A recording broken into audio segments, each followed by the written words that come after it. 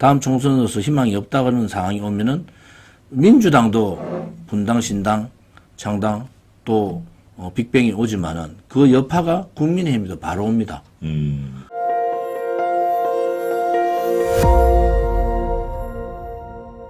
자, 이렇게 되면 궁극적으로 여러분들은 이제 1년도 남지 않은 총선, 지금 모든 돈봉투 사건까지 포함해서 자, 이렇게 되면 이 총선 전망이 매우 어렵겠다, 안개 속이겠다 아마 여러분들이 생각이 되는데요. 오늘까지 상황으로 앞으로의 총선 전망, 보수파가 과연 총선에서 우위를 점해서 대통령의 개혁 동력이 다시 살아날 것인지 이게 상당히 여러분들 궁금하실 겁니다. 자, 오늘 기준으로 한번 나름대로 전망을 한번 해 보시겠습니까? 보수파의 총선 전망 어떻게 보십니까? 이제 마지막 되는 거죠. 좋습니다. 네. 지금 제가 국민의힘이 너무 묻지 네. 마라 이런 표현을 썼어요. 이것은 민주당의 한 축이 무너지는 게 아니고 동시에 국민들이 이제 정치 혐오감을 느끼기 시작하고 아하. 물론 정치인들 싫어하는 건 맞지만 이렇게 그 보수 좌우를 떠나서 네. 정치의 빅뱅 블랙홀은 없었어요. 그래서 지금 제가 제시했던 여러 가지 윤석열 대통령의 국정 운영 방식, 예. 인적 쇄신, 그리고 개혁, 네. 민생, 경제, 그다음 적폐청산 이러한 기조로 빨리 전환을 하는 게 좋고 당정이 분리하는 게 좋은데 네. 국민의힘 내부에서 이준석이나 뭐 기타 여러 사람들이 가만 안 있을 것 같아요. 대통령 지지율이 떨어지고 다음 총선에서 희망이 없다 그러는 상황이 오면은 민주당도 분당, 신당, 창당 또 빅뱅이 오지만은 그 여파가 국민의힘도 바로 옵니다. 자, 민주당이 분열하지 않는 상태에서 네. 국민의힘 분열하기는 굉장히 모험 수가 많아요. 아하. 그런데 민주당이 분열하는 과정은 이쪽은 국민의힘도 자동 분열합니다. 왜? 공천 못 받을 수밖에 없는 사람들이 많이 있단 말이에요. 그렇겠죠. 자기 네. 공천을 못 받고 네. 또 국민의힘 있어도 더 이상 특히 이제 수도권 충청 이 부분들은 굉장히 이제는 흔들림이 많을 거다. 그렇겠죠. 네. 그게 제가 말하는 정치 빅뱅인데 이제 국민들이 채찍을 들어라는 얘기는 이게 전부 양당 체제의 폐해 아닙니까? 부패한 민주당, 네. 무능무책임한 국민의힘, 또 대통령을 제대로 보장 못하는 내각, 대통령실. 네. 자, 이런 부분들을 이겨나갈 수 있는 부분은 뭐냐는 거예요. 네. 이제 국민들이 견제 없는 독주는 독재를 만들고 독선을 만들고 나라를 힘들게 할 수밖에 없는 국민을 힘들게 할 수 없는 그런 상황으로 간단 말이에요. 네. 그러면은 견제할 수 있는 그러한 대한정당을 이제는 만들고 키워야 된다. 저는 그런 입장을 갖고 있어요. 그래서 이 대통령께서 정치개혁 앞장서달라는 얘기도 예. 국회가 가지고 있는 특권, 너가 부패의 고리에서 그 무능한 무책임을 가지고 무슨 권한을 노리느냐. 국회에 대한 대폭적인 권한 내려놓기.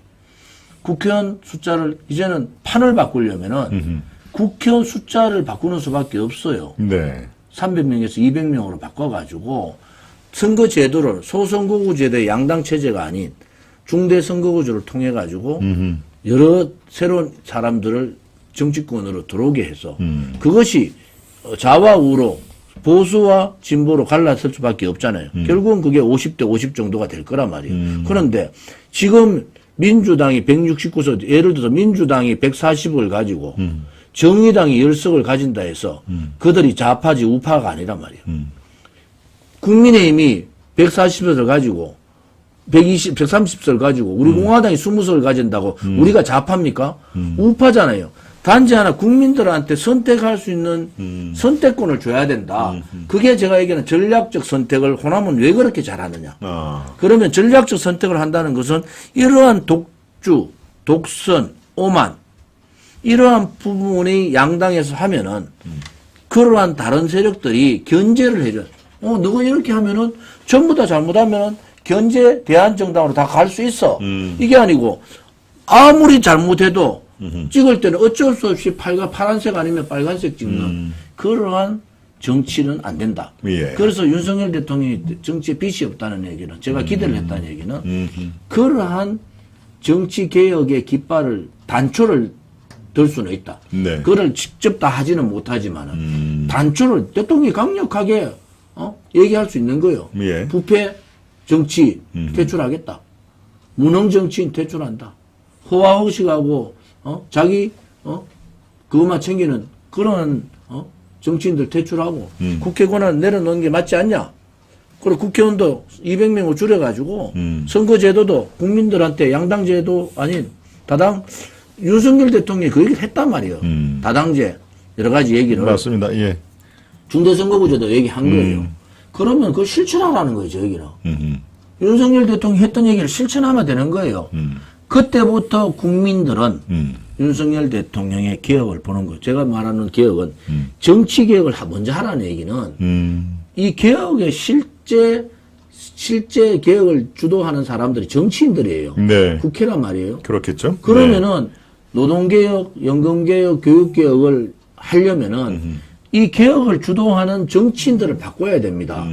이 사람들이 반개혁적인 사람들이고 이 사람들이 개혁의 대상인데 어떻게 이 중차대한 국가의 개혁을 할 수 있습니까? 그렇습니다. 예, 거기에 동의합니다. 윤석열 대통령이 인식을 하면은 저는 뭐 이번 총선에서 제가 지금 오늘 말씀드린 대로 뭐 제가 부족하지만은 이렇게 얘기하면은 그것을 다 총선에서 대전환을 시킬 수 있는 그러한 60% 지지율도 가능하다고 보는 거예요. 야하. 지금 30%가 우쪽, 그렇습니다. 30%가 좌쪽은 네. 정해져 있어요. 네. 나머지 중도가 너무 많이 늘어났단 말이에요. 왜 양쪽이 다 못하니까. 그러니까 그렇죠. 이 40%의 중도, 이 부분들을 어떻게 가져오냐고는 그건 대통령이 개혁기의 깃발을 들어 특히 정치, 이번에 부패 고리를 봤잖아요. 예. 지금이 적기다.